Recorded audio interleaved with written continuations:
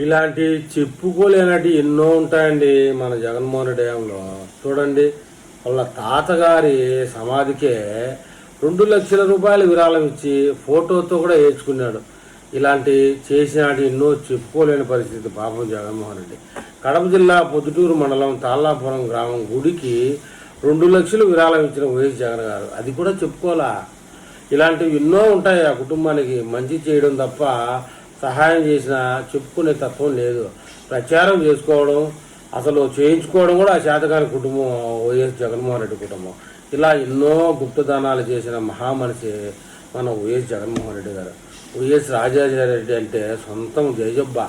జయజబ్బ సమాధికి 2 లక్షలు ఇచ్చాడంటే ఎంత ప్రశంసించాలా, ఎన్ని శాలువాలు కప్పాలా, ఎన్ని పూలమాలలు తేవాలా. ఈ చెప్పండి పేటీఎం వాళ్ళకి ఇలాంటి పబ్లిసిటీ చేయాలి మనం.